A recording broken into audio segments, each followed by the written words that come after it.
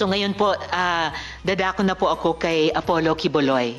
So, Mr. Quiboloy, bibigyan ko po kayo ng pagkakataon na magresponde sa mga akusasyong ito at marami po sila. Pero unang tanong po, ilan ang miyembro ng KOJC? Salamat po, Madam Chair, sa pagkakataong ito na makaharap ko ang lahat ng mga nandirito at narinig ko ang kanilang mga testimonya. At magpasimula po tayo kay Ms. Valdehuesa. Pastor Quiboloy, Mr. Quiboloy, Madam yung Chair. tanong ko muna, ilan ang miyembro ng KOJC? More or less po sa tingnan ko po muna ang exact na Kahit in estimate po. more or less po, including mga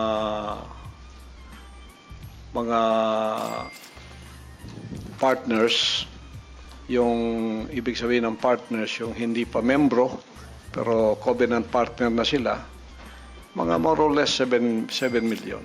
So kasama so miyembro plus covenant partners mga 7 million Oo. sa inyong pagkabilang. Okay.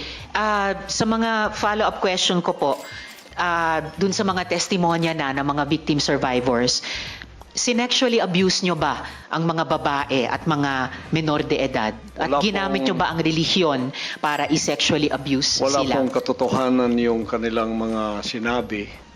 Kung meron po silang mga charges na kriminal laban sa akin, malaya po silang mag-file ng kaso at doon ko haharapin at sasagutin sa tamang forum sa korte ng ating lupa tulad ng kinakaharap namin ngayon. And actually, on that matter and for the record, may at least isa sa victim survivors na dati nang naghain ng kaso sa inyo dun sa Davao, kaya lang dinismiss. Kaya inappeal nila sa Department of Justice. Yun naman pong mga testimonya ni na Ms. Valdehuesa at ni Julia, tinatanggi nyo ba ang mga testimonyang iyon? Tinatanggi ko po, wala pong mga katotohanan yung kanilang mga sinasabi, kundi sa aking paningin ay kabaligtaran. Ngunit hinahamon ko po silang mag-file ng kaso sapagkat ito ay mga kriminal na mga allegations. At ito ay para maging fair, ay maghain po sila ng mag-file sila ng kaso laban sa akin o kanino mang kanilang gustong mag-file laban sa mga kingdom na leaders or members, because we are under the law of the Republic. Tulad po kay Masayon, yung kanyang sinabi. Pastor, i-interrupt ko muna Oo. kayo doon dahil Oo. tinatanong ko muna yung mga Yes. testimonya ni na Ms. Valdehuesa at ni Julia. Sorry po. Pinalimos nyo po ba yung mga bata para i-sustain ang operasyon ng KOJC at Wala. para tustusan ang inyong Wala lifestyle? po kaming mga palisiya na magpalimos ang bata. O Pero magpalim- walang polisiya man, pinalimos nyo ba sila? Hindi po. Wala pong katotohanan yun. Okay. Yung mga adults po, Ganun din po. pinalimos nyo ba sila or pinayagan nyo ba silang maglimos para sa operasyon Hindi po. at lifestyle Wala ng pong KOJC? polisiyang ganon ang kingdom na magpalimos. Wala mang polisiya pero pinalimos nyo ba sila, Hindi yung po. mga adults? Hindi po. Wala pong katotohanan yun. Alright. Pinayagan nyo ba yung pang-aabuso at pag-torture sa mga miyembro nyo? Hindi Halimbawa yung parusang dry fast. Hindi rin po polisiya ng kingdom ang batas ng pagparusa ng tao ay ipapasting para mamatay. Napansin ko po, lagi kayong nagre-refer sa polisiya, pero ang tinatanong ko po ay yung practice. Practice. So, pinaabuso nyo ba, pinatotorture nyo ba yung mga miyembro nyo? Pinapa-dry fast nyo ba sila? Sa freedom of religion po natin, meron tayong separation of church and state. At tulad ng sinabi ko, yung fasting ay voluntary kung tatanggapin mo. Hindi po ipinipilit. Alright.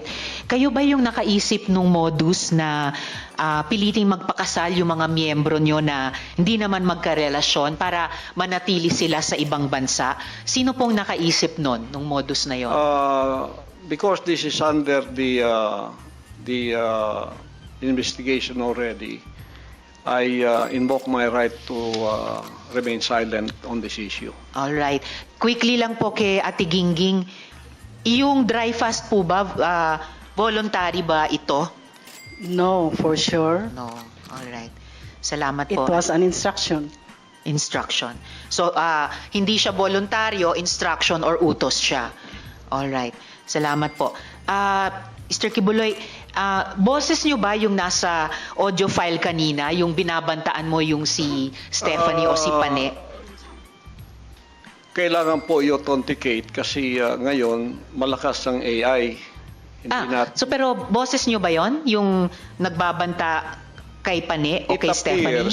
It appears na parang boses ko. Pero Alright. hindi ko po ma-authenticate kasi ngayong panahon na to malakas ang AI. At Kaya- sino po si Stephanie Ibarra? Sino po si Pane? Isa po sa mga manggagawa. Manggagawa. Ano po yung relationship o relasyon nyo kay Pane o Stephanie Ibarra? Isa pong manggagawa.